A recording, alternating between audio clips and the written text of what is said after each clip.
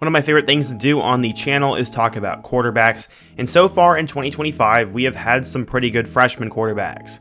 No, I do not count redshirt freshmen as freshmen because they have literally had an entire year to practice and study with the team. So in my opinion, CJ Carr and Julian Sayin are not actually freshmen this year, but instead just second-year players.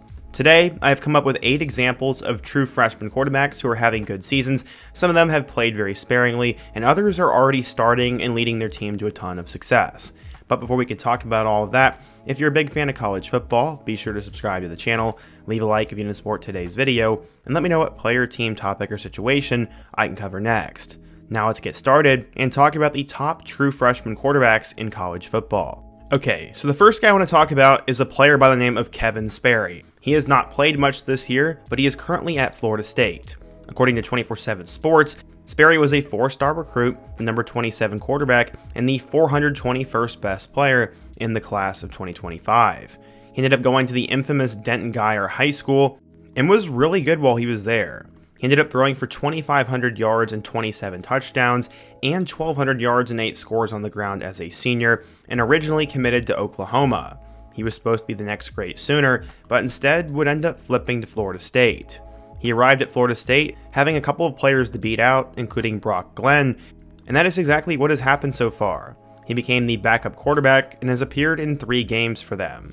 He's completed a total of 12 of 17 passes for 194 yards and 2 touchdowns, and he most notably filled in for Castellanos when he got hurt against Stanford and almost led them to a win, or at least overtime, but as we all know, that play came up just inches short. Sperry hasn't done a ton, but he's shown a lot of intrigue and flash so far, and could be their starter next year. Another guy who is very similar to Sperry is AJ Hill. He came out of Houston County High School in Warner Robins, Georgia, and according to 24/7 Sports, Hill was the number 11 quarterback, a 4-star, and the 145th best player in the class of 25.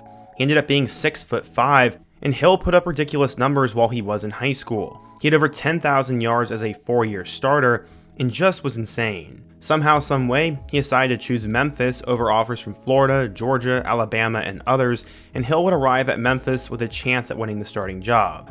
Brandon Lewis had 5 extra years of experience on him, so he was named the starting quarterback instead. Because Lewis has started, Hill has not been able to play much, but he'd have to fill in their game against UAB. Having literally no experience in his college career, he was thrusted into that game and ended up going 13 of 25 for 175 yards and a touchdown. Hill would almost win the game against UAB, but they kept shooting themselves in the foot at the end, and he was just not able to make a play.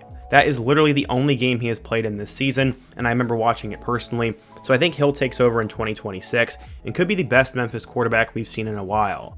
The next guy we're to talk about, and the last one in this first tier, is Camario Taylor. He was named the co-SEC Freshman of the Week, as he got some extended action against Arkansas this past weekend, but going back in time, Camario Taylor was the number 8 quarterback, a 4-star recruit, and the 80th best player in the class of 2025.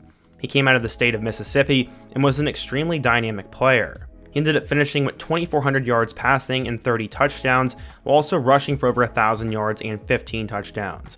In his career, he had over 7,000 yards and 100 touchdowns. In his career, he had over 9,000 all-purpose yards and 100 touchdowns, and would decide to commit to Mississippi State. Despite already having Luke Kromenhoek and Blake Shapen on the roster, Camario has found a way to become the backup. He ended up having a touchdown against Alcorn State. He ended up having touchdowns against Alcorn State, Florida, Texas, and most recently Arkansas, and so far on the year, he's passed for 87 yards and 3 touchdowns, and has ran for 147 yards and 2 touchdowns. He has seen limited action, but Camario Taylor looks like the future, and he might beat out Kromenhoek for that starting job next year, and if I'm Jeff Lebby, I'm putting all my chips into this basket. For our second tier of players who've actually led their teams to success, we first need to talk about Mason Hechtchill. I did a feature on him on the channel a couple of weeks ago, as this guy truly came out of nowhere. According to 24/7 Sports, he was listed as the number 44 quarterback in the nation and the 721st overall recruit. He ended up going to Clay High School, which was located in Oregon, Ohio, and in total, he had over 7,000 yards and 79 touchdowns during his career. Pitt was pretty much the only school that offered him, as their offensive coordinator thought he found a diamond in the rough, and that's exactly what would happen. When he got a late offer from Michigan, Hechtchill would end up going to Pitt and blew up into a 3-star recruit. I think one side actually had him as a 4. He was supposed to be the backup behind Eli Holstein, but after he struggled against Louisville, Hechtchill was just thrown to the wolves. They basically threw something at the wall and hope it sticked, and that's what would happen.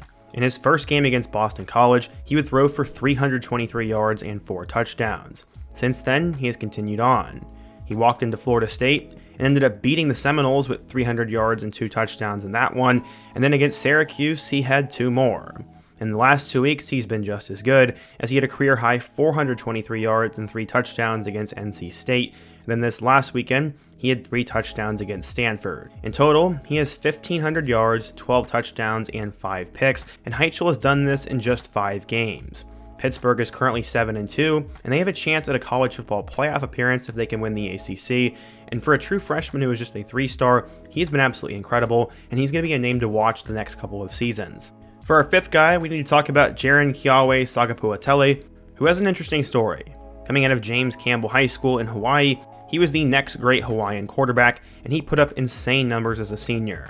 He ended up throwing for 3,404 yards with 46 touchdowns and just 3 picks, and because of that, he became a 5-star recruit. After originally committing to Cal, he would flip to Oregon and became the number 7 quarterback in the nation and the number 65 overall recruit. After just a couple of days at Oregon, he would decide to enter the transfer portal and went back to Cal, where he beat out Devin Brown for the starting job.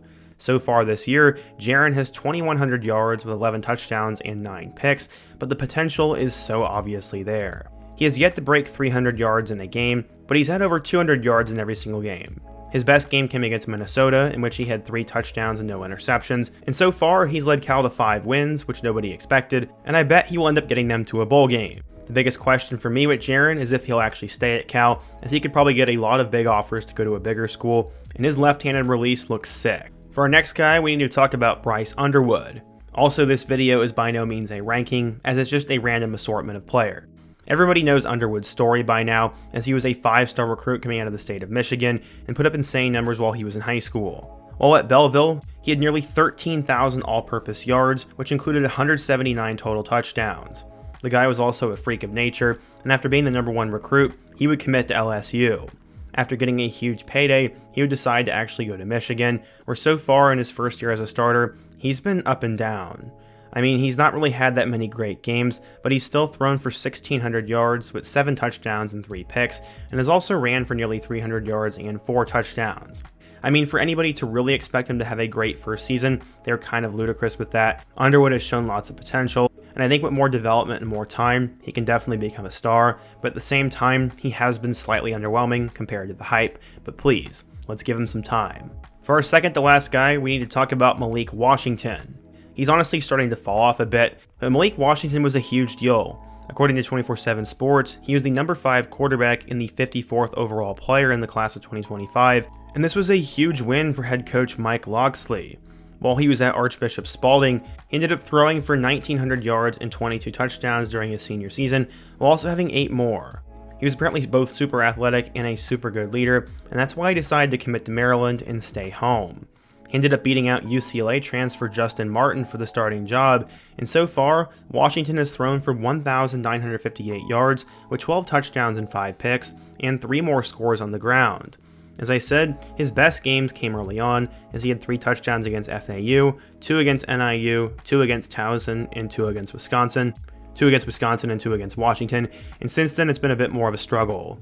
Maryland has now lost 4 straight games, and this past weekend against Indiana, he had a bad fumble and 2 interceptions.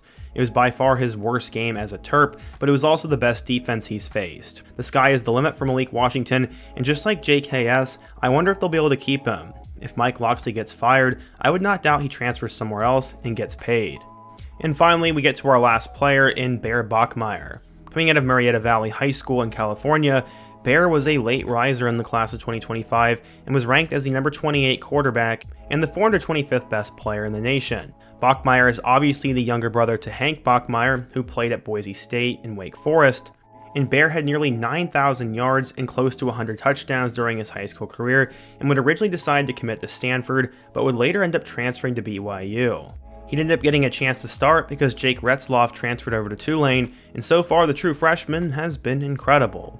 He's thrown for 1,700 yards with 11 touchdowns and 3 picks, but has done a ton of damage on the ground, finishing with over 400 yards and 9 touchdowns there. He ended up having 5 touchdowns in Week 1 against Portland State and has led BYU to an 8-0 record. He's shown lots of poise, and his best game came against West Virginia, in which he had over 400 all-purpose yards and 2 touchdowns in that one. BYU is trying to win the Big 12 and go to the playoff, and for a true freshman, he's been pretty solid, and I think Bear will only continue to get better, and this has been a really cool story to see. But what do you guys think? Who do you think is the best true freshman quarterback in the country? Is there a guy I forgot? I bet there has been. And what other topic should I do next? Be sure to let me know down below. Leave a like if you need to support today's video, subscribe if you're new, and check out one of the videos on the end screen. Hope to see you guys again soon, but until next time, peace.